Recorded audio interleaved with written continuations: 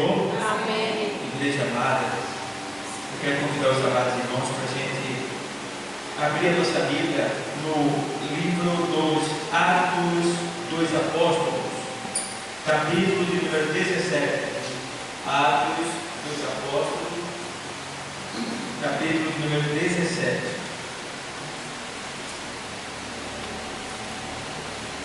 Glória a Deus.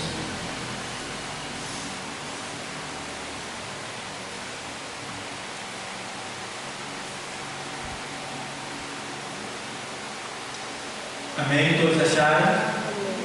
Então a gente vai ler, tá? Que é um texto que diz assim, ó, 17:31. Eu vou ler o 30, tá bom?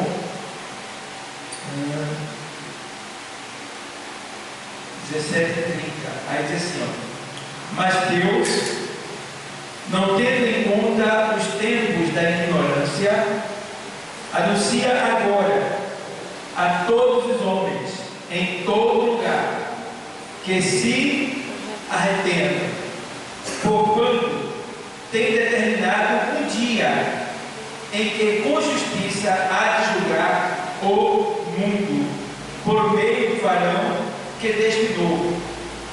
E disso deu certeza a todos, ressuscitando-o dos mortos. Amém? Pode sentar. Glória a Deus. Toda honra e toda glória seja dada ao nome do Senhor. Amados, hoje é um culto denominado culto de doutrina. E em algumas outras linguagens, né, a gente costuma dizer culto de instrução, culto de estudo da palavra, mas como aqui no Nordeste é uma tradição nossa dizer que hoje é dia de culto de doutrina. Mas lembrando bem que todo culto é um culto de doutrina, tá bom? Guardem isso, tá certo? Porque a palavra de Deus ela é uma doutrina. E doutrina, a palavra doutrina, o termo doutrina, ele quer dizer um conjunto de normas inquestionáveis, tá bom? Conjunto de normas inquestionáveis. E só existe uma norma, né, ou um conjunto de normas que são verdadeiramente inquestionáveis. É a palavra de Deus. E toda a palavra de Deus ela é uma doutrina. E eu já ouvi pessoas dizerem assim, chegaram no dia de domingo, e eu vi uma ministração da palavra de maneira mais incisiva, assim, no que diz respeito à cobrança. E a pessoa espera no dia de domingo ela ouvir aquela palavra de consolo, aquela palavra de promessa, aquela palavra que vai fazer ele sorrir, pular da cadeira, se alegrar, levantar as mãos, né? E de repente vem alguém usado por Deus e começa a cobrar, a requerer, né, da igreja.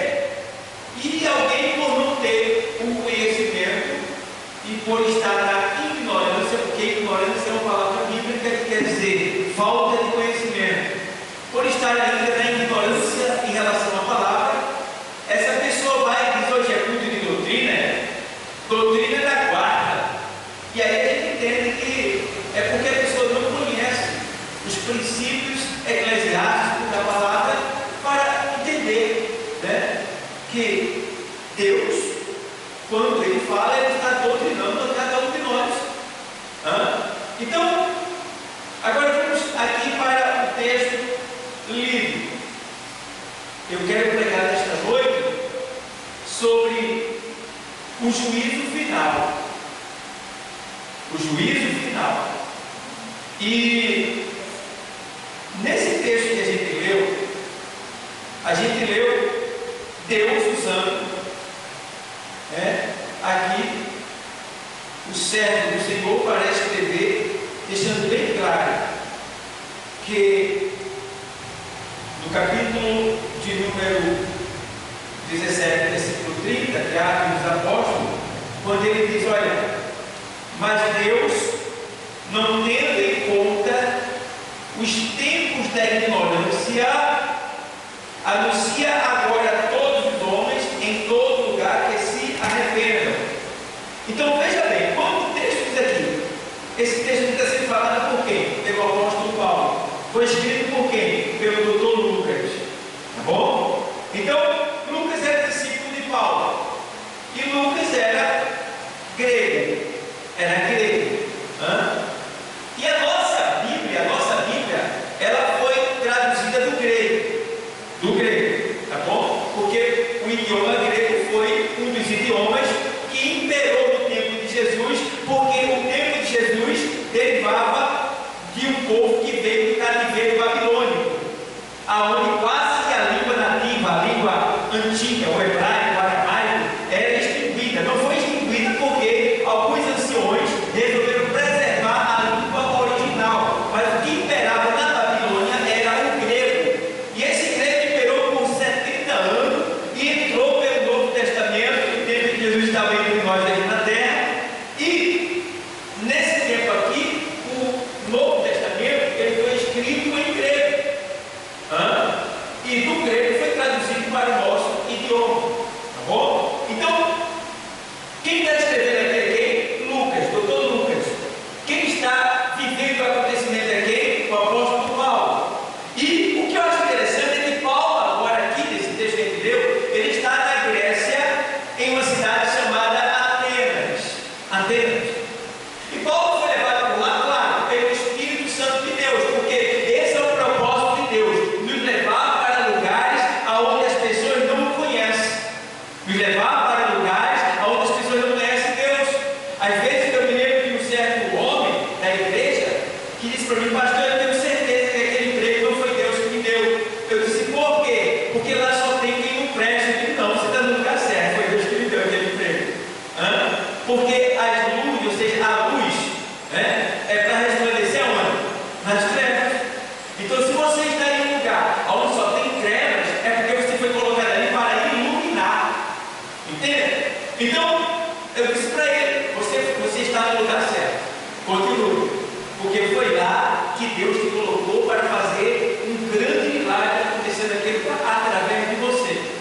E aí ele passou a entender que realmente era isso mesmo. Porque em meio a tantas trevas que era aquele povo que vivia no pecado, como ele dava testemunho, ele era muito procurado para aconselhar, para dar uma palavra, né? Então, esse é o nosso dever. Então, Deus vai chegar um momento que Deus ele vai te guiar por caminhos que você não queria ir. Entende bem? Caminhos que você não queria ir, mas é obrigado, de certa forma, eu posso dizer nessa linguagem, é obrigado você, porque você é servo de Deus, e quem é servo de Deus é obrigado a fazer o que ele manda, porque é servo, tá? Ainda que servo livre, mas é servo.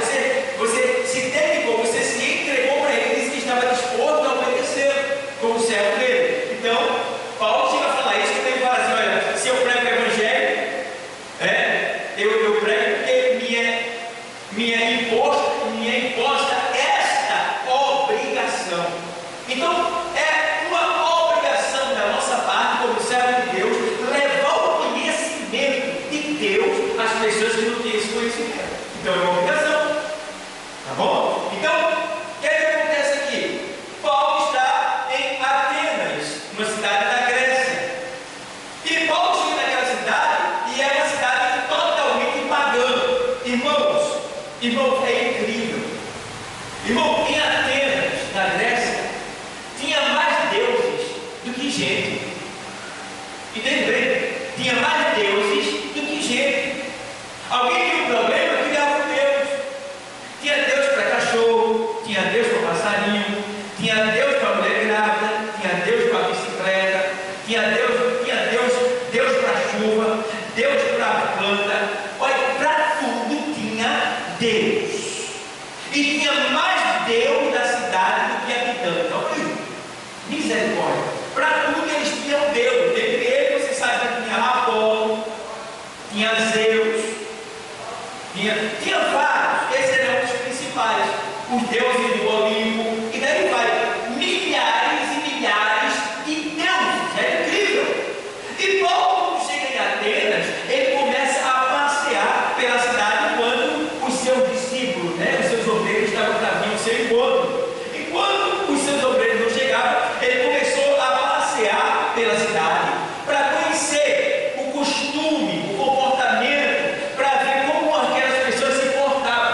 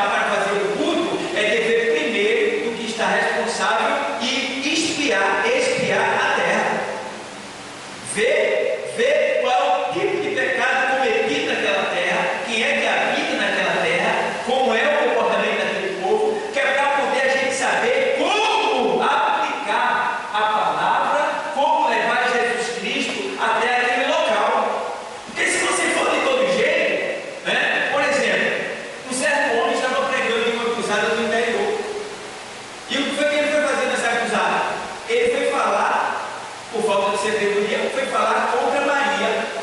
Não deu outra. Ele teve que sair escondido na mala do carro, porque o povo ficou de pegar ele. Não teve essa que ele estava pregando para Jesus, que era servo dele, mas não teve arrumadinho para ele ia morrer. Se a turma não bota ele na mala do carro, ele era escondido, ele ia morrer. Ele estava fazendo a vontade de Deus, mas não estava fazendo sabedoria. Tem que ter sabedoria para ministrar a palavra, para levar a palavra, né? Para aplicar a palavra. É para isso que a gente tem que aprender, para justamente não passar vergonha e nem causar problemas futuros e nem mandar ninguém para o inferno. Entende? Então, o que acontece? Milhares de anos. E agora Paulo vai dizer, rapaz, a cidade é inteiramente pagã. Só tem deuses. E aonde Paulo passava, irmãos, era terrível. Aonde Paulo passava, irmão, tinha um altar. E o nome daquele Deus. Olha, irmão, não dava 10 passos, não. Cada vez que Paulo entrava, era um altar. Era tanto altar que Paulo ficou admirado. E chegou a entender que tem mais altares do que pessoas na cidade. Ou seja, mais deuses do que pessoas na cidade. Ele, Paulo, foi andando, chegou um momento, irmão, que ele passa, eles tinham tanto deuses, que chegou uma hora que ele não tinha mais nome para botar em Deus. Olha aí. Eles tinham tanto Deus lá em Atenas, que não tinha mais nome para inventar. Então eles pegaram, fizeram um altar e colocaram assim, ao Deus desconhecido. Ao Deus desconhecido. Eita! Meu Deus do céu! Ao Deus desconhecido. Veja o versículo 22, 17 e 22. Porque passando eu e vendo os vossos santuários, achei também um altar em que estava escrito ao Deus, o quê? Desconhecido. É o 23. Aí o que é que Paulo faz agora, usado pelo Espírito Santo? Que coisa linda! Paulo vai e diz: esse, pois, que vós honrais, não conhecendo, é o que eu vos anuncio. Aleluia! Oh, meu Deus do céu, que coisa linda! É bom ter sabedoria para evangelizar, né, irmão? É bom, muito bom, né? Por não ter sabedoria, muitas pessoas têm mandado outros para o inferno. Outras pessoas têm calma de vir na igreja, não quer vir na igreja, não vem. Eu evangelizo e eu ouço testemunho de pessoas que falam para mim diversos tipos de queixas relacionadas a nós cristãos por não ter sabedoria, e uma das as queixas maiores é aquelas que dizem assim, e o crente pensa que eu ia para o inferno. Essa daí é campeã, né? É campeã, essa frase.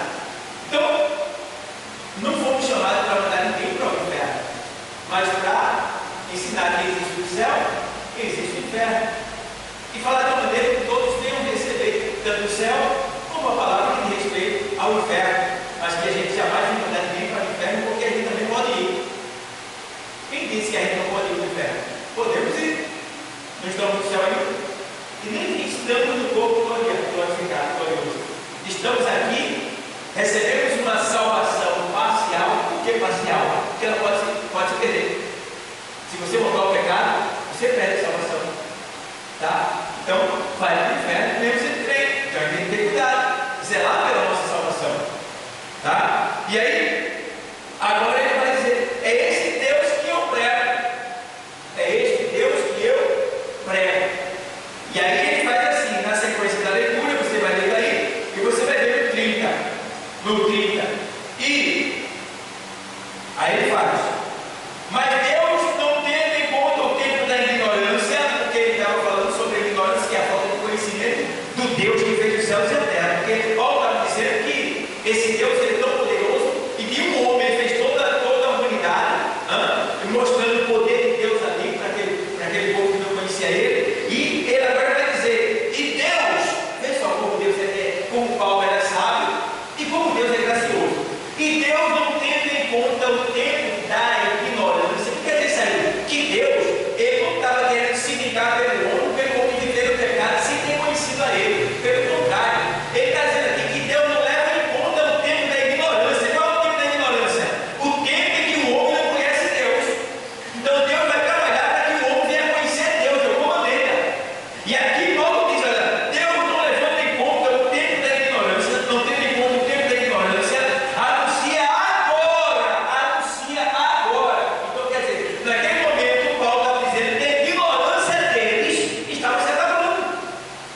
A ignorância daquele povo ali, ateniense que estava ouvindo Paulo, que estava fitando. Eles agora já não eram mais ignorantes. Eles agora estavam se tornando sábios, sem querer, mas estavam se tornando. Porque a partir daquele momento, eles estavam passando a conhecer o Deus Todo-Poderoso que fez os céus e a terra. E agora, o que é que ele diz aqui assim, ó?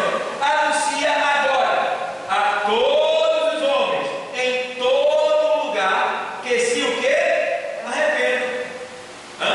E a palavra arrependimento não era tão bem recebida por eles, da maneira que era recebida por aqueles que conheciam Jesus Cristo. E a palavra arrependimento vem do grego, metanoia. A palavra arrependimento é uma palavra que em grego é escrita metanoia. A palavra metanoia em grego, que significa mudança de mente ou conversão. Mudança de mente ou conversão. Essa mudança vai além do remorso, porque você sabe que remorso não é arrependimento, né? Remorso é sentimento de culpa. É a pessoa chorar, se lamentar por não ter feito algo que deveria ter feito. Então a pessoa vai e tem aquele remorso, feito Judas teve, né? Então o arrependimento, a metanoia, vai além do remorso, porque um arrependimento, nesse sentido que foi escrito aqui, o metanoia, ele é um arrependimento que é diferente de remorso, ele vai além de remorso, e ele vai além de remorso implicando uma transformação profunda, e isto é o verdadeiro arrependimento. Então, o arrependimento, que é este aqui, o metanoia, que Paulo está pregando, é uma nova vida, é uma mudança de vida por completo, porque arrependimento no grego também aí quer dizer dar uma volta completa. É dar uma volta completa. Alguém pode se arrepender e voltar atrás, mas no grego é dar uma volta completa, é voltar, rodear e começar tudo de novo. E quem é que dá essa oportunidade? Deus a todos nós. Então é bom aproveitar quando Deus nos dá a oportunidade da metanoia, que é o que? O arrependimento, de voltarmos atrás, de começarmos de novo, de viver uma vida nova. E isso acontece também na igreja, na ceia do Senhor. É o sinal de que nós estamos verdadeiramente arrependidos, porque quem não está arrependido não pode tocar no pão nem pode beber do cálice do Senhor, porque aí fica pior ainda a situação. A pessoa toma para a sua própria o quê? Condenação. Deus me livre. Então, além de não estar arrependido, aí está condenado e vai ser culpado do sangue do Senhor. Ou seja, foi ele quem matou Jesus lá na cruz, foi ele quem matou. E quando a gente está em arrependimento, não foi a gente quem matou, foi os nossos pecados que matou ele. Certo? Quando a gente não se arrepende, bebe do cálice do Senhor, sem estar arrependido, somos culpados da morte, ou seja, nós matamos, literalmente, fomos nós que matamos ele, sabendo, olha aí. Quando eu tomo o cálice do Senhor como politicamente, eu matei Jesus sabendo que ele era Jesus, olha aí. Vem.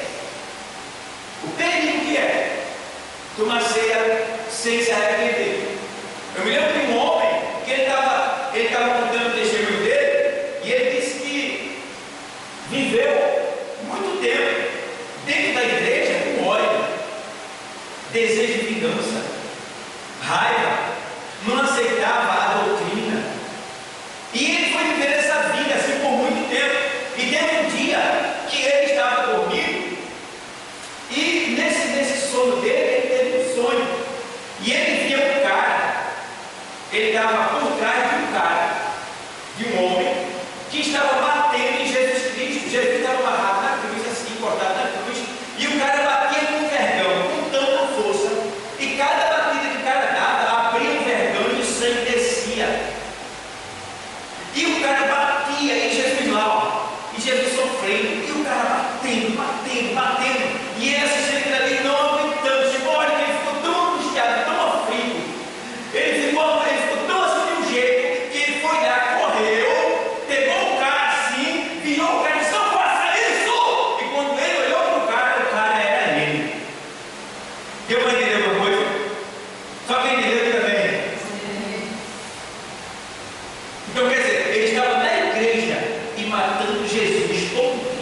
combatendo em Jesus, crucificando Jesus, todo dia, com o seu comportamento, com as suas palavras, com os seus pensamentos, com as suas ideias, com a sua desobediência. Estava na igreja, mas matando Jesus todo dia.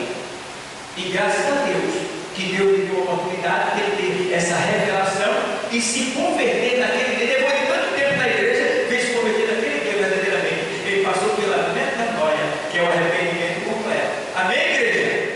Então, aqui, agora, Paulo anuncia um juízo, versículo 31. A todos os homens em todo lugar que se arrependem, né? Porque o que é metanoia é o arrependimento. Porquanto tem determinado, ele está falando de Deus, porquanto Deus tem determinado um dia em que com justiça há de julgar o mundo, por meio do varão que destinou, e disso deu certeza a todos, ressuscitando dos mortos.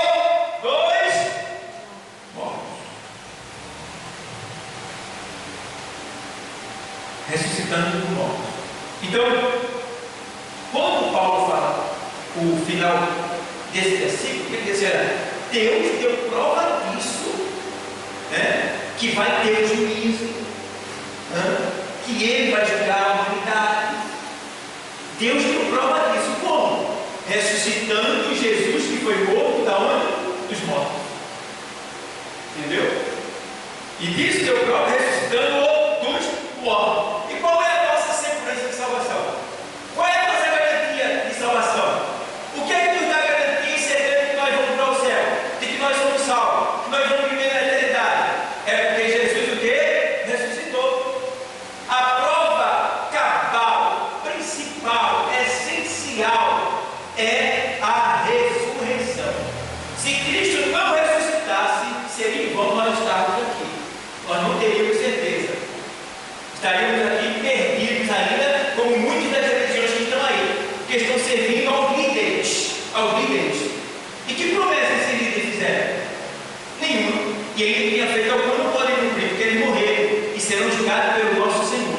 Agora, o nosso Senhor, ele é Senhor sobre os céus, sobre a terra, é Senhor da vida e Senhor sobre a morte. Tem poder sobre todas as coisas, porque a ele foi dado todo o poder no céu e na terra. Então vamos lá. Então agora, Paulo está anunciando um juízo. Então, para nós aqui, vamos trazer esse juízo para cá que Paulo queria anunciar para os atenienses. E dali por diante ele foi levado para um Areópago. Areópago é um tipo de teatro a céus abertos. Teatro a céus abertos. Um espaço assim, com arco de bancada, onde as pessoas sentavam para ouvir o palestrante do dia. E Paulo foi chamado para aquele lugar para explicar essa nova doutrina e esse novo Deus, para que as pessoas viessem a conhecer. E após ele ter pregado, claro, se converteu ali Dionísio, né? E uma mulher com o nome Dâmaris, que se converteu naquele dia. E agora aqui a gente vê Paulo falando sobre o juízo, e as escrituras o descrevem claramente. O juízo de Deus vai acontecer, e as escrituras descrevem esse juízo claramente, sem deixar dúvida para a gente que vai haver um juízo. Esse juízo que Paulo está anunciando aqui é um juízo diferente do tribunal de Cristo. Porque nós, os cristãos, servos de Deus, nós vamos ser julgados e avaliados as nossas obras quando chegarmos no arrebatamento diante de Jesus. Tá? Agora, esse juízo aqui que Paulo está falando é o juízo para a condenação, é o juízo do grande trono branco que Paulo está falando aqui, está pregando. E agora a gente vê aqui que esse juízo foi determinado por Deus. As escrituras descrevem claramente. Por exemplo, a gente vê isso aí lá em Apocalipse 20, verso 11. Vamos para lá. Em Apocalipse 20, verso 11, o texto sagrado fala aqui assim: e vi um grande trono branco, e o que estava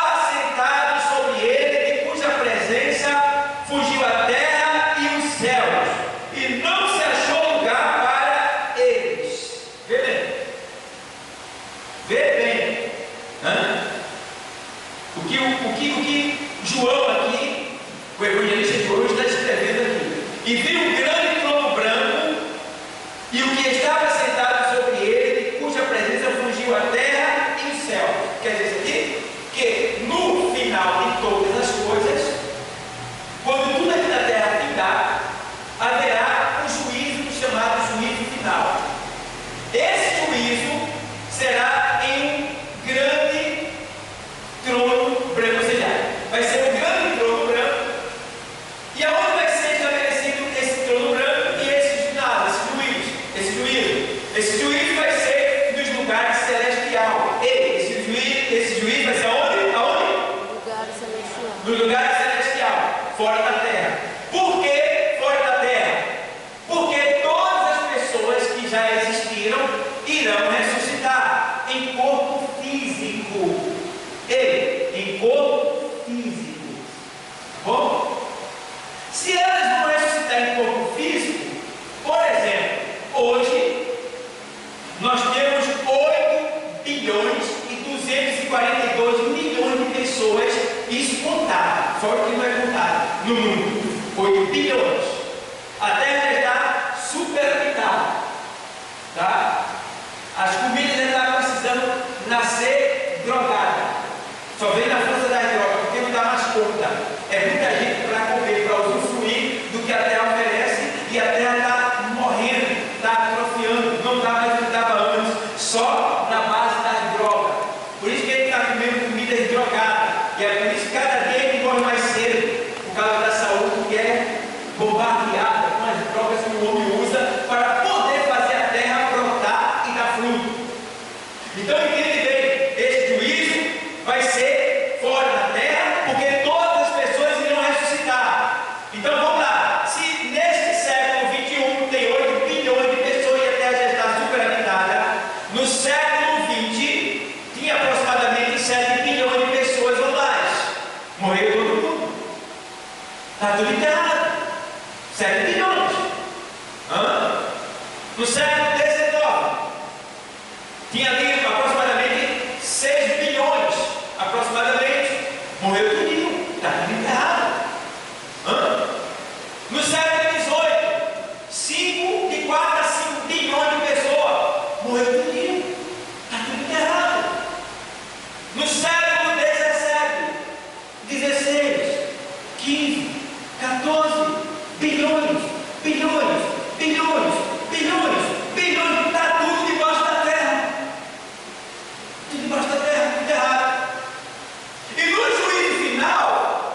juízo final, todos esses que morreram, a terra vai ter que dar conta de estar para fora do túmulo novamente. Olha aí. Agora imagina a terra tremendo e dando conta de toda a carne que comeu, porque a carne vai ter que ser restaurada de novo, o corpo vai ter que ser refeito de novo. O sangue não precisa, mas o corpo precisa. Aí vai ser refeito o corpo, sair da tumba. Imagina, eu estava olhando lá no cemitério, quando eu fui no enterro, aí eu estava olhando. Enterra uma pessoa, aqueles ossos, enterra outra, aqueles ossos, enterra outra, aqueles ossos, enterra outra, aqueles ossos. Mas naquele grande dia, quando chegar o juízo final, tudo aquilo ali.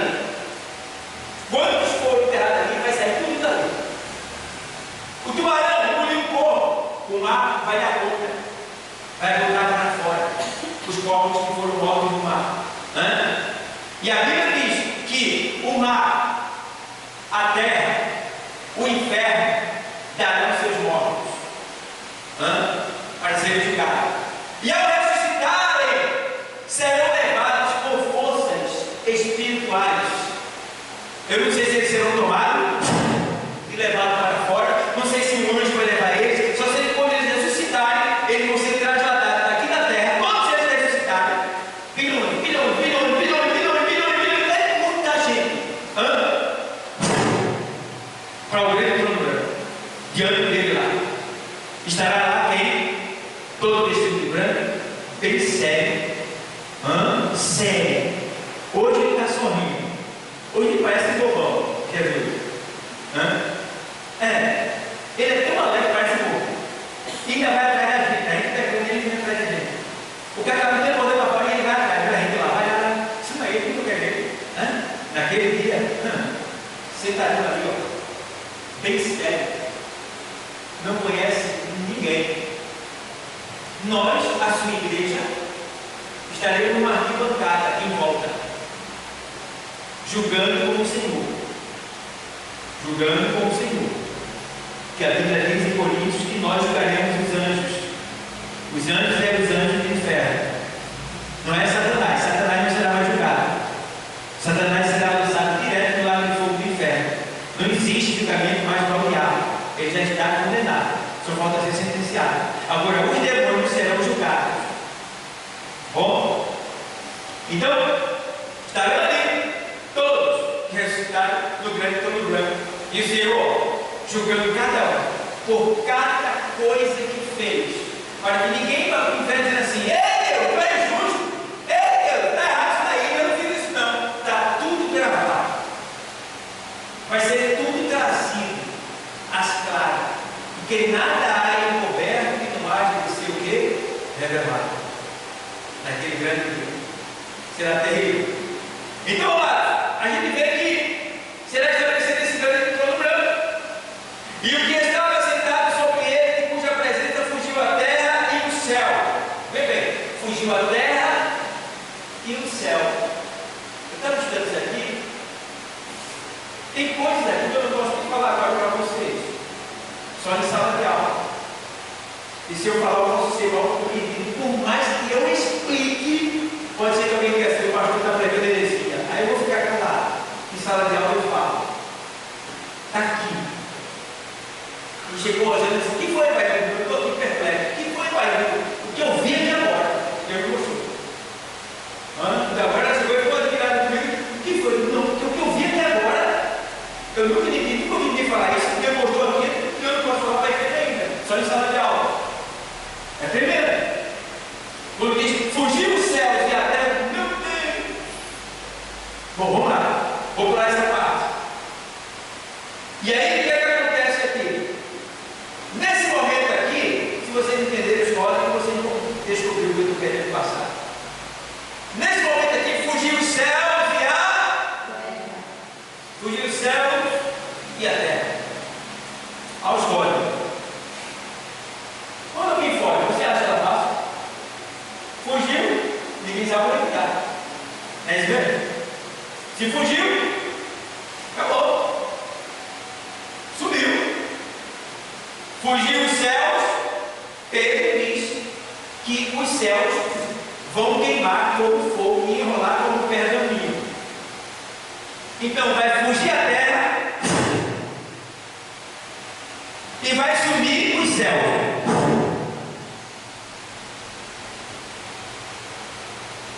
Onde é que a gente vai estar? Quem pode falar aqui alguma coisa? Nesse momento, onde é que a gente vai estar? Quando fugir os céus e a terra, a gente vai estar no grande trono branco. No momento que a gente está julgando, onde que Deus está julgando todas as nações, todo mundo que já morreu e ressuscitou, a igreja vai estar lá com o Senhor também. Nesse momento, a terra vai estar, veja lá em Pedro, segunda carta de Pedro 3.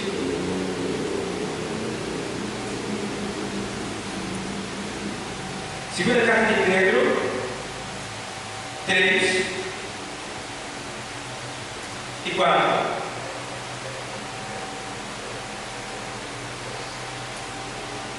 Porque se Deus não perdoou aos anjos que pecaram, mas havendo-os lançado no inferno, os entregou às cadeias da escuridão, ficando reservado para o juízo. Aqui está dizendo que tem demônios que são piores do que Satanás. Mas saber que Satanás é ruim, né? Esses demônios aqui são piores do que Satanás. E Deus sabendo que eles são piores do que Satanás, Deus prendeu eles. E Deus só vai soltar eles no dia do juízo da terra, que é a grande tribulação. Vê bem. Versículo 5. E não perdoou ao mundo antigo,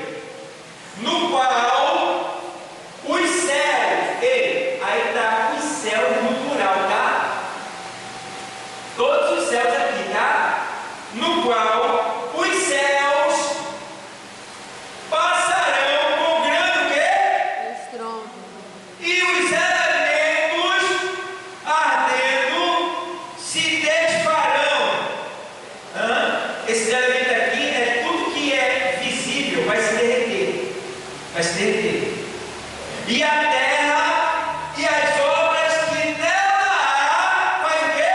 Se queimarão. Se queimarão. A terra e as obras que nela há se queimarão. Leu onde? Havendo, pois, de perecer todas estas coisas, que pessoa vos convém ser em santo trato e piedade? Ou seja, como nós devemos ser depois de saber que isso tudo vai acontecer? Aí ele fala assim, ó, aguardando, versículo 12,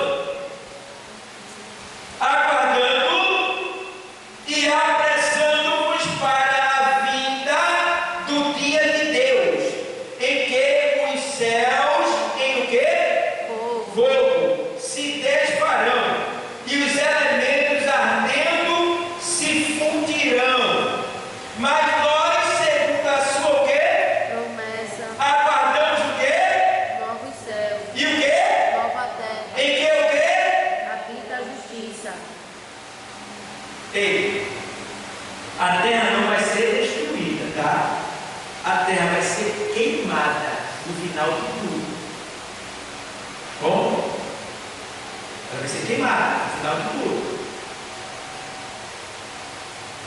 O que a terra vai ser, eu vou dizer agora. Vou dizer em outra ocasião. Vou guardar isso.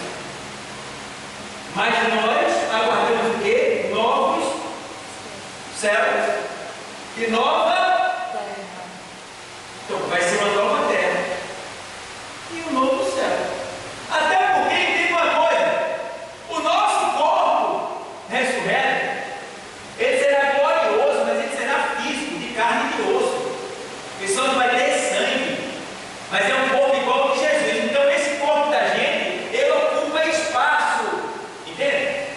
Ainda que ele é um corpo que ele é metafísico. O que é metafísico? Você pensa e já está lá. Mas é um corpo físico. Então esta terra que a gente está, ela não vai caber todos os salvos aqui nessa terra que a gente está. Porque nós vamos ressuscitar no corpo glorioso e muitas pessoas foram salvas, e se juntasse todas elas aqui na terra, não iria caber. Então vai ser o quê? Novo céu e nova o quê? Terra. Tá bom? Agora, o que vai acontecer com essa terra aqui, eu não vou dizer agora. Um dia eu respondo para você. Vou guardar para dar na aula. Quando eu estiver estudando, passando lá, escatologia. Agora, vamos lá, voltar para o assunto. A gente estava lá em Apocalipse 20, e verso 11, do juízo final. E vi um grande trono branco, e o que estava sentado sobre ele, de cuja presença fugiu os céus e a fugiu a terra e o céu, singular. E não se achou lugar para eles, céu e terra. E vi os mortos, grandes e pequenos. Grandes é quem? Os famosos. Pequeno é quem? Os anônimos. Aqui não está falando de pequeno em estatura, está falando de pequeno em posição, status social. Então, viu os mortos, grandes e pequenos. Grandes são os famosos: Michael Jackson, Elvis Presley, Queen, Freddie Mercury. Estarão esses homens que morreram sem salvação. Estarão ali os famosos. Estarão ali. Alexandre de Moraes, está ali também. Que Deus tenha misericórdia dele e salvar dele. Tudo ali, famoso aqui na terra, mas não é da terra, vai estar lá. E os pequenos também, qual era pequeno? Gente que vivia na bagaceira, não tinha nome, não era famoso, mas não tinha bebendo, fumando, estava nem aí para a vida e tal, foi famoso, vai estar lá também. Grandes e pequenos. E diz aqui, ó. E viu os mortos grandes e pequenos que estavam diante do trono, e abriram-se o que? Os Livros. Esses livros aí são vários livros, olha que está no plural, tá? E abriram-se os livros.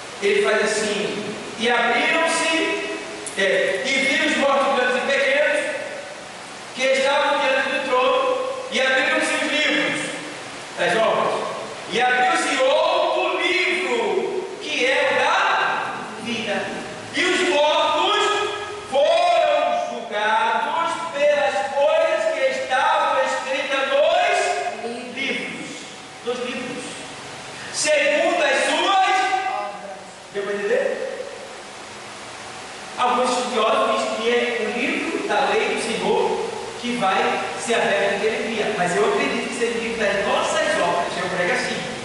Tudo que a gente faz, está escrito que a própria Bíblia diz que nós devemos dar conta até das palavras que nós falamos, em orgulho. Tá? O que você falou escondido, ninguém escutou, vai ter que dar conta. Falou no ouvido, ninguém ouviu, vai ter que dar conta. Sair da boca, vai ter que dar conta, porque a Bíblia diz que de toda palavra ociosa que o homem falar, ele há de dar conta. Então, se você não reconheceu que falou errado e pediu perdão, você vai ter que dar conta daquela palavra, daquele grande dia. E tem mais, é perigoso, porque o Senhor diz assim: por tuas palavras serás justificado, e por tuas palavras serás de quê? Condenado. Então a tua palavra, o teu testemunho linguístico, as tuas falácias, a tua oratória podem te condenar. Tem que ter cuidado com o que você fala, com quem você fala, como você fala, sobre o que você fala. Está glorificando a Deus o que você está falando, está exaltando a Deus o que você está falando, Deus está se agradando do que você está falando. Tem que ter cuidado, porque está sendo tudo gravado. A gente, ser humano, tem como guardar vozes. A internet tem tudo que você já falou no telefone. Você nem se lembra do primeiro telefone que você teve. Talvez alguns se lembrem, outros não. Mas tudo que você falou pelo primeiro telefone que você tinha está gravado. Tem tudo lá gravadinho. A gente tem um setor, um sistema que está tudo lá. E aí agora ela vai saber da nossa vida por completo, de quem a gente gosta, quem a gente não gosta, quem a gente falou. Aí ela vai saber de tudo, porque todo sistema central vai ser entregue para a IA, que é a inteligência artificial, para que ela tenha o controle de tudo. É por isso que a ciência, a Bíblia e os outros estão dizendo que a ciência, ou seja, a inteligência artificial, ela vai ser igual a mim e a você. Como assim? Ela vai ter autopoder. Ela vai ser autossuficiente. Como assim, pastor? Ou seja, vai ter robôs que eles vão se autodominar. Ninguém vai dominar eles. E os Estados Unidos, junto com a China, estão concorrendo para ver quem lança primeiro esse sistema. Então eles pararam de estudar porque era para fazer teste. Era para fazer teste. E pessoas aleatórias fizeram um teste, deixando bem claro, que já teve momento de querer ligar o robô e ele dizer: não vai me ligar não. Deu para entender? Ele não aceitou ter que ligar. Isso é o quê? Independência própria, autossuficiência. O robô. Por quê? Tudo que está no ser humano está no robô, na inteligência artificial. Entendeu? Tudo que o ser humano é, a IA também é. E mais, porque eu, seguidor, a IA sabe. Entendeu? Então a IA já é o Deus desse século, que já está dominando ao ponto das pessoas se submeterem a ela e dizer: como é isso? Para que serve isso? Chat, me diz isso aí, chat. Já tem que abrir aqui a oração mais fácil? Chat, como é que se ora para Jesus? Já Deus eu salvo. Olha, vamos lá. Alexia, é Alexia, né? Alexia? E eu vi a Alexia falando, eu estava falando assim, eu vi a menina, o teu Alexia para falar do dilúvio, e a Alexia, olha, a heresia da Alexia não existe, porque não tem como sustentar tanta água em cima, embaixo dessas águas, não quer existir. A Alexia falando: ah, você tem que aceitar Jesus. A Alexia vai ter que aceitar Jesus, porque ela não sabe que o dilúvio foi universal, está dizendo que não é, porque não podia aceitar. Bom, e aí quem escuta isso vai nessa heresia. Está entendendo? Irmão, o dia do juízo está chegando. O Senhor determinou um dia para que por esse dia todos os homens fossem julgados. A gente sabe que ainda falta muita coisa, porque antes do juízo final chegar, ainda vai ter o arrebatamento. Aí vai ter mais 7 anos. Depois de 7 anos vai ter mais 1000 anos. Depois de 1000 anos se acaba todas as coisas. Aí é que vem o juízo final. Quando alguém diz assim: ei, não, não está acabando, né? Está muito longe.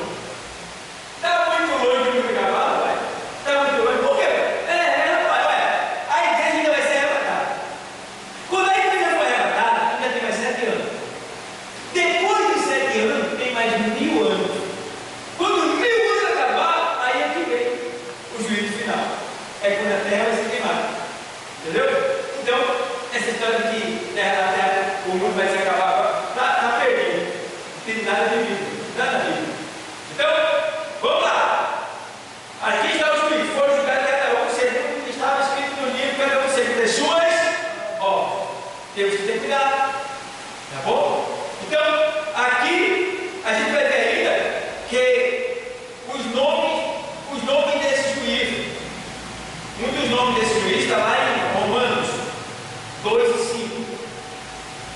o nome deste juízo, aos Romanos 2:5, o texto sagrado diz assim, vou ler para você: mas segundo a tua dureza e teu coração impenitente, entesourais ira, para que no dia da ira e da manifestação do juízo de Deus. Então, um dos nomes dados ao juízo final é o dia da ira.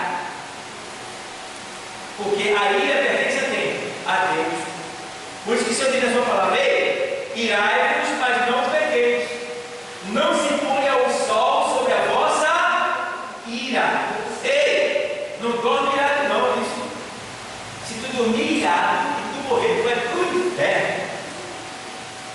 Está entendendo? Não se ponha o sol sobre a tua ira. Ou seja, antes de dormir, você tem que se reconciliar com Deus. Perdoar quem te fez mal, quem te perseguiu, quem te maltratou. Você não pode dormir. Não pode dormir irado. Porque ele está dizendo: não se ponha o sol sobre a tua ira. Ou seja, não vá dormir irado. Porque não tem Assembleia de Deus, nem de Recife, nem presbiteriana, nem congregacional, não tem pastor A, pastor B, não tem tempo de crente que vai te salvar. Tu vai para o inferno, nem estando na igreja. Então, antes de dormir, tem que haver uma reconciliação. Não tem casal que vai dormir no rato, no outro, né? Se morrer com dois, vai torrar, vai virar churrasco lá no inferno. Ah, mas está muito pesado. É isso mesmo. Não tem arrumadinho, não.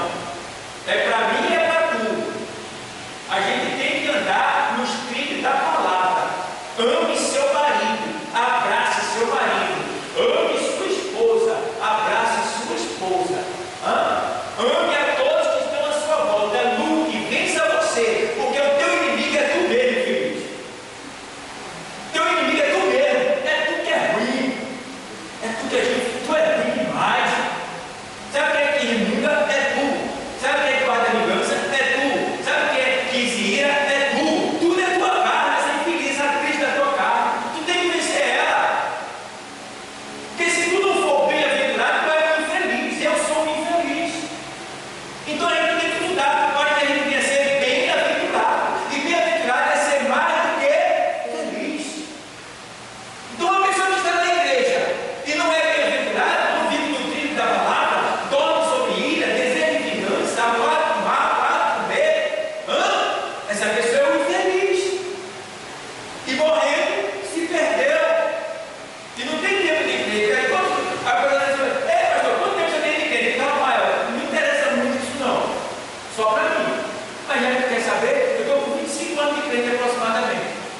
Mas isso não me salva. É só para galardão. O tempo de crente só serve para galardão. O que é que serve para a salvação? Teu único estado de vida. Ei, como é que tu estás hoje? Quem és tu hoje? Como é que está o teu coração hoje? Se tu morrer hoje, para onde tu vai? Meu Deus do céu, é juízo hoje aqui. Como é que está o teu coração? Por que Jesus fala assim com a gente hoje? Porque ele diz, usando o profeta Jeremias, que enganoso é o coração, 17:9, mais do que todas as coisas, e perverso, quem o conhecerá? No 10 ele diz: eu, o Senhor, eu sondo os corações, eu esquadrinho os pensamentos, e fico aguardando para ver o que cada um vai fazer depois de pensar. Aí tem lá em Provérbio: filhinho, dai-me o teu coração, porque ele diz que do coração procede a vida, e o coração alegre aformoseia o rosto. Então nós temos que ser alegres, felizes, satisfeitos, agradecidos, amáveis, para que a gente venha agradar o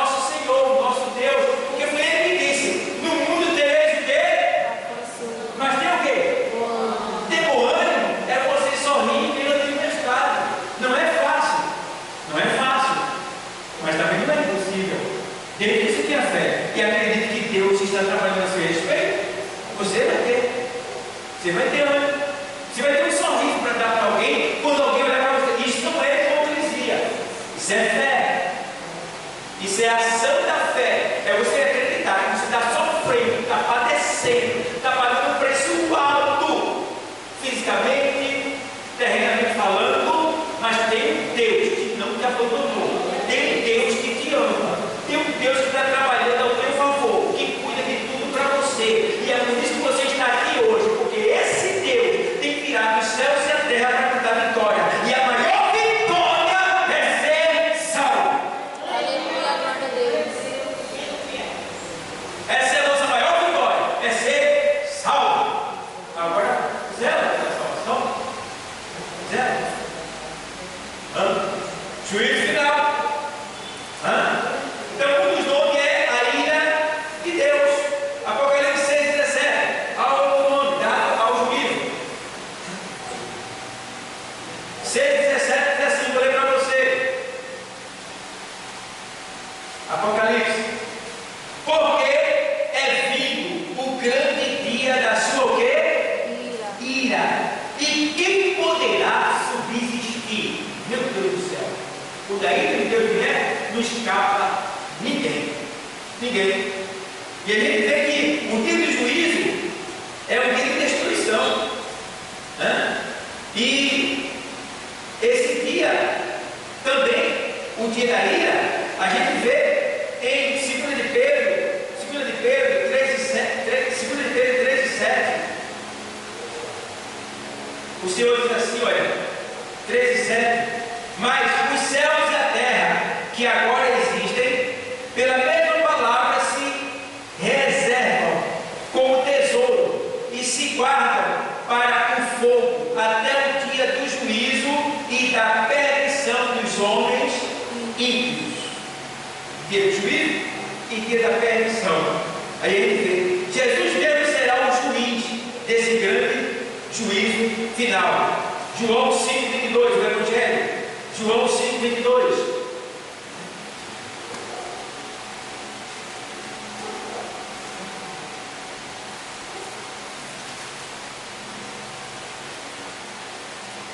E também o Pai a ninguém julga,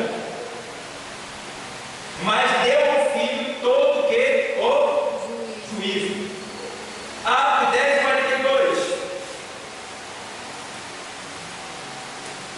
O Filho a ninguém julga. Quando ele estava na terra, Jesus não veio julgar ninguém. Porque julgar é juízo, é para a condenação. Jesus não veio julgar ninguém. Ele mesmo disse, olha, eu não julgo ninguém. A palavra que eu prego é essa dos atos de julgar. Tá bom? É a palavra dele. E no 10,42 de Atos dos Apóstolos, o Senhor diz ainda aqui assim, ó, em relação ao seu juízo. E nos mandou pregar ao povo e testificar que Ele é o que por Deus foi constituído, juiz dos vivos e do quê? Dos mortos. Vê bem. Pensa um dia que morto morreu, acabou, né? Vai nessa. Morreu, acabou, né? O mundo dele. Ele é juiz dos vivos e dos mortos. Mas morreu, mas ele é juiz dos mortos. Quer dizer que há uma existência após a morte. Há uma existência após a morte. E neste lugar de existência após a morte, a pessoa que morreu vai ser julgada. E por quê? Pelo próprio Senhor, que é Senhor da vida e é Senhor sobre a morte. E ele tem mais aqui ainda, ó. Os santos serão co-juízes. Os santos, que somos nós, serão co-juízes. Primeira carta aos Coríntios 6:2.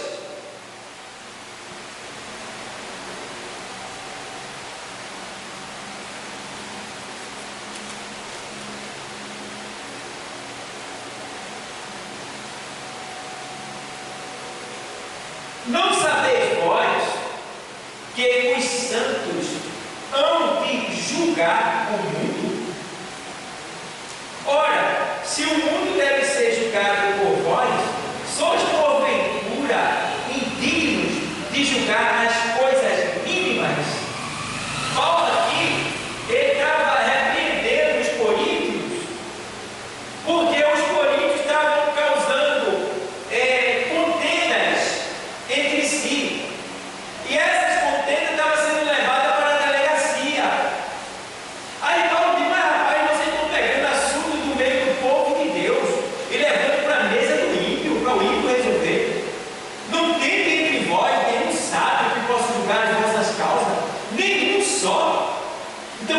dizer, assuntos que diz respeito à igreja devem ser tratados na igreja.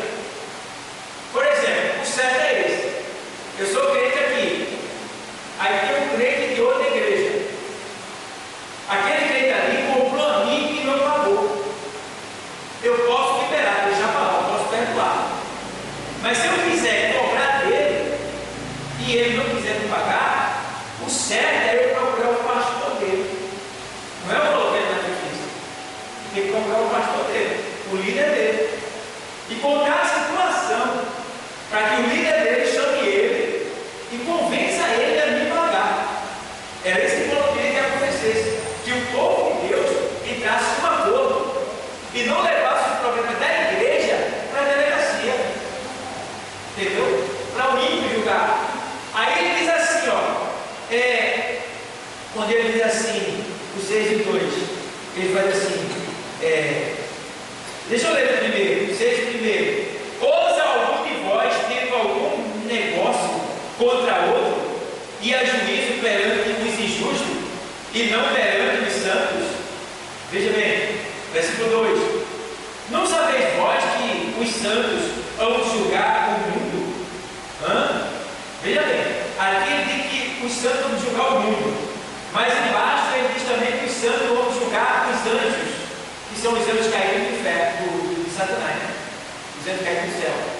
Então ele faz assim: ora, se o mundo deve ser julgado por vós, sois porventura indignos de julgar as coisas mínimas? Ou seja, nós somos pessoas sábias que vamos julgar o mundo, os anjos caídos, e a gente não pode pedir a Deus sabedoria para julgar uma causa dentro da igreja. E a gente sai falando para A e para B. E tem uma parte aqui, irmão, que os crentes se pegaram na tapa, irmão. Entraram na tapa. Aí Paulo diz: se vós sois assim e vos mordeis uns aos outros, olha aí, mordida, não é aí. O que Paulo sofreu naquela igreja. Não é possível que era fácil. É fácil ser pastor, não. Ser pastor, o cara tem que ter chamado de Deus para não morrer. Porque tudo que não presta vem para as costas do pastor. E tudo que é bom, se o pastor pegar uma lei, quem está se exaltando? É bomba. É bomba. Né?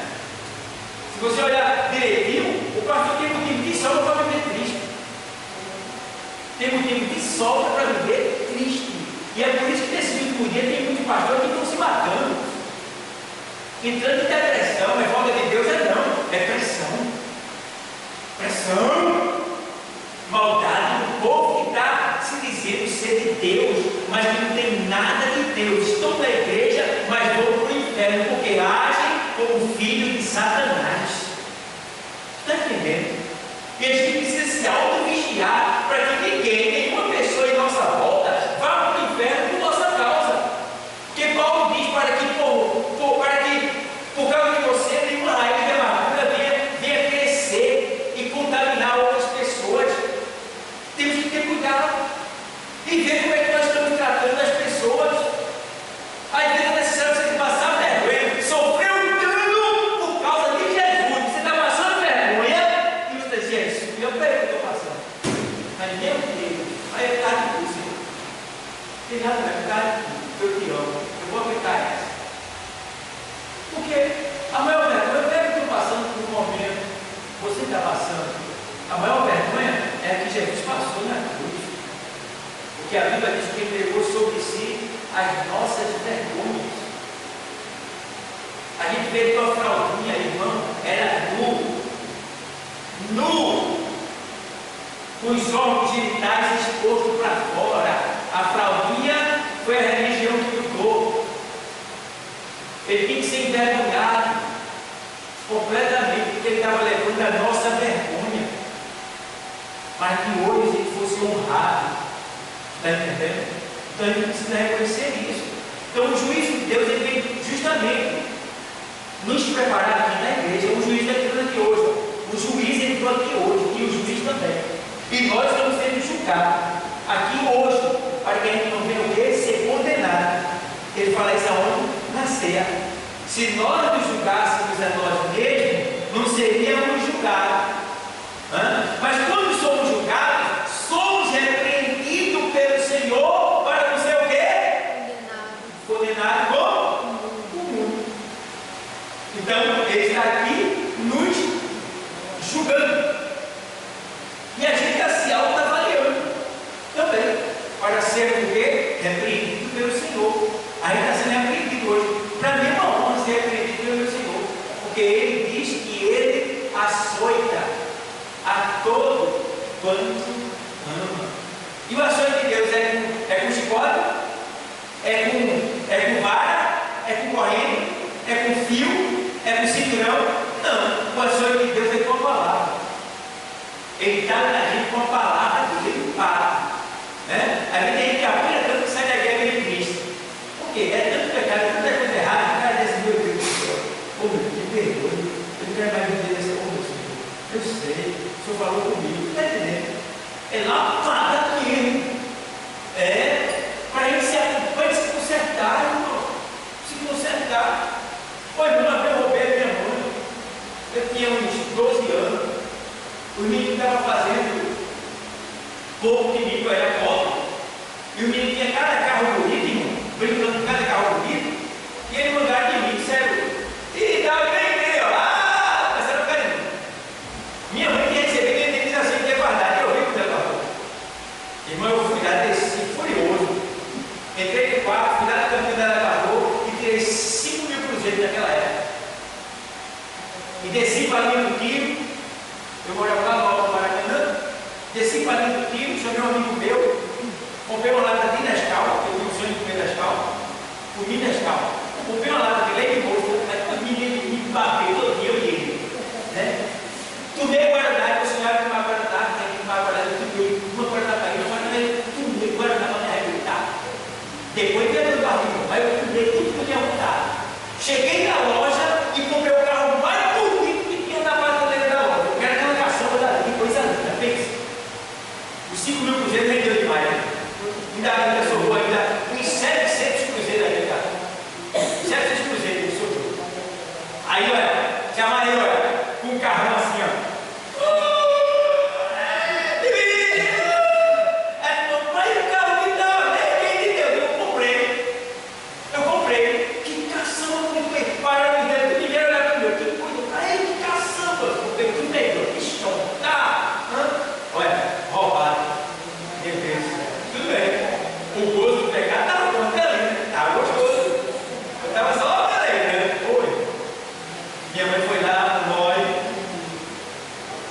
Chegou o conhecimento da minha mãe que eu estava daquele jeito, cheio de dinheiro. Minha mãe não é.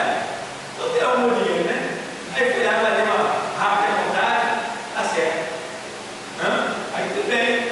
O dia começou a escurecer, às 5 horas da tarde, eu vou para casa. Aí, sabe, quando você vai fazer errado, você fica desconfiado. Você não é, né? Você não olha nos olhos, você se esconde. Não sei o que cada um fez, ficou com detalhezado, escondido. E aí vai. Aí eu cheguei no canto assim, minha mãe estava levantada e disse: essa mãe, professora, ô mãe, a senhora quer bater em mim? O que só você disse que quer bater em você? O que foi que você fez? Nada. Nada não. E minha mãe de costa, estava muito brava, não tem bolo. Mas você não quer bater em mim, não? Aí eu pergunto a porta. E entrei. Aí fui para o quarto. Aí peguei uma dinheiro, 700 cruzeiros que sobrou, né? Foi 5.000, sobrou 700 cruzeiros. Aí eu fiquei lá, não vou olhar e fui lá. Aí quando eu estou no quarto lá, tem a vontade, aí aparece a minha mãe na porta do quarto. Ao segundo olhar. E aí, você? Estou sabendo o que você fez, você deixou ali? Pegar? Pegou pelo braço. Porra! Não juntou só isso, não. Minha mãe tinha 2 garrafas de Coca-Cola enfeite em cima do buffet. Era enfeite, era pau, porque não era não, era pra enfeite.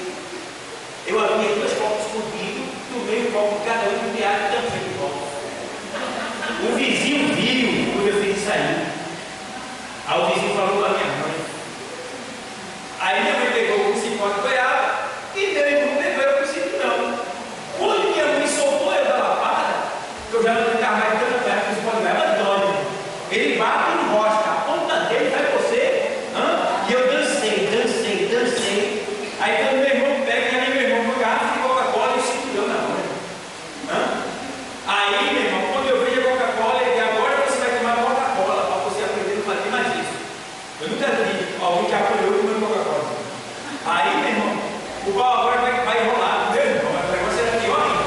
Aí foi que eu disse, eu fui desmaiar, porque eu desmaiei nesse tempero de mim, né? Aí eu desmaiei do menino. Meu irmão, para que eu desmaiei, não adiantou não, mas estava furioso. O pau continuou, meu irmão. O pau continuou, eu não levantei, ele segurou, ele empurrou a garrafa de Coca-Cola na minha boca, ele tomou Coca-Cola. Era Coca-Cola na garganta e Coca-Cola na cabeça. Coca-Cola e na pá. Tudo na pá, mas não tinha um pau ali. Nunca mais eu roubei minha mãe. Nunca mais eu queria ninguém. Nunca mais. Nunca mais. Você nem passava por uma situação dessa igual. Aí que estava suspeita ela, porque você sabe, aí suspeita é engano, né? Ajuda a gente só. Não faz mal. Aí chega um momento que ela fica doente da boca, tal, aí pega a bebida, porque ela estava doente já. Só que eu não queria deixar a chuveira. Aí o que a coisa ia fazer? Pequenininha, 4 aninhos, né? 4 a 5 anos. Osana ia brincar com o menino, se ligando na chuveira do menino. Quando o menino dava assim, Osana pegava a chuveira e. Aí eu fiquei falando com o meu jovem, não deixa chuveira ela. Tá ela, tudo bem, daqui a pouco. Uma água de noite, uma coisa, quando eu olhava, estava lá, Osana, no meu da chuveira, chegava. A chuveira na rua. Ô jovem, cara, essa chuveira aqui não tem nada. Quer dizer, não vou chuveira não, que não vou chuveira ela. Você não tem nada. Ela brincava com as crianças, ó. Pegava a chuveira. Ela já ia brincar, dizendo a chuveira do pirraia lá. Olha, mas não vou chuveira até uma solta. Aí teve um dia, irmão, que eu falei com ela e tal. Vai usar a chuveira não, mas dormir a chuveira até gravada no nosso canal. Aí ela falou, não. Tá bom, você entende, marido entende e tal. Aí teve um dia que eu cheguei, quando eu olho assim de manhã, assim, já tá, ó, você estava no corpo da chuveira. Chuveira gostosa, que eu não aguento, eu peguei o cinturão. Só teve uma vez nas pernas. Sabe na manhã, tá na chuveira. Irmão, nunca mais eu vou saber chover. Até hoje. Irmão, às vezes é necessário Deus bater na gente. E Ele bate com a palavra. Entendeu? A palavra incomoda, a palavra não deve ter enganar a gente, mas é necessário a gente levar essa açutada do Senhor para a gente poder dar o filho da palavra e não ser condenado por Satanás. Então, meu irmão, receba a palavra, porque o juiz de Deus entrou por essas portas para nos julgar, para que a gente venha a ser, de certa forma, transformado e renovado pelo entendimento da palavra do Espírito Santo. Não podemos permanecer do mesmo jeito estando aqui. A gente está nadando, irmão, porque o mundo é um mar. E a gente vem nadando e não tem sido fácil para a gente, não. E a gente está nadando, quando chegar na beira do mar, a gente morrer afogado, irmão. Não vale a pena, irmão. Não vale a pena. Precisamos, irmão, nadar e chegar até o final, irmão. Não podemos de maneira alguma, irmão. Senhoras e senhores, não podemos. Pensa direitinho. Vem mais à igreja. Ora mais. Jejua mais. Lê mais. Olha, é tão lindo. Tem hora que eu fico triste, eu peço perdão a Deus, me perdoa, porque tem hora que eu desperdiço. Eu poderia estar lendo mais a tua palavra, mas eu gasto uma hora com outra coisa que era para estar lendo, porque quando eu vou ler, eu me aquela coisa que eu digo assim, meu Deus do céu, que coisa linda. Eu vejo coisas que, meu pai, aí eu guardo para levar para a aula, porque são coisas lindas que estão aqui nesse livro, que se você pedir a Deus e se entregar para Ele, começar a ler e buscar, Ele vai te revelar. E o pior, ou o melhor, que quando você consegue ter essa visão, você sente um gosto no seu coração, uma alegria, uma satisfação, pela confiança de Deus e do Espírito Santo está revelando a você essa joia-prima, essa joia rara, que é a sua palavra e seus mistérios que está ocultado aqui na sua palavra. Então, irmãos, que Deus nesta noite seja com cada um de nós, que a gente venha se arrepender, como Paulo mandou que os atenienses se arrependessem, que eles vivessem uma metanoia, porque a metanoia é um arrependimento completo, e que a gente desfez os nossos deuses, porque no meio da igreja ainda tem muitos deuses, Tem Deus entre os trabalhos, tem Deus entre os pregadores, tem pregador que é Deus, tem cantor que é Deus, tem trabalho que é Deus, tem casa que é Deus, tem amigo que é Deus. Por que eu digo que é Deus? Porque as pessoas colocam isso acima de Deus e consideram mais isso do que o próprio Deus. E a gente precisa ter cuidado, ter cuidado. Josué tem lá em 24:15 de Josué, quando ele diz assim: olha, vós tomais a decisão agora e digo aí a quem vocês querem servir, se a Deus ou aos deuses, porém eu e a minha casa serviremos ao Senhor. Então, pega os deuses que têm desviado você da igreja. Às vezes a gente trabalha, irmão, e quanto mais dinheiro a gente ganha é pouco, e a gente termina procurando trabalhar mais para ganhar mais, porque não importa se a gente vai chegar aqui ou não, a gente quer ganhar dinheiro, e dinheiro não muda a nossa vida, não muda. O que muda a nossa vida é a palavra de Deus e o Espírito Santo. Dinheiro é bom, é necessário, mas ele não é tudo, e a gente precisa ter cuidado, porque eu quero ter dinheiro, porque se eu pegar muito dinheiro eu vou investir na obra do Senhor. Mas se Deus não quiser me dar, porque eu já disse para Deus, se é para me dar dinheiro e se eu me perder, me deixe liso, me deixe sem dinheiro, porque eu estou falando que vou fazer isso, mas eu não sei se vou fazer, eu não sei quem sou eu não sei quem sou eu. Tu sabe quem é tu?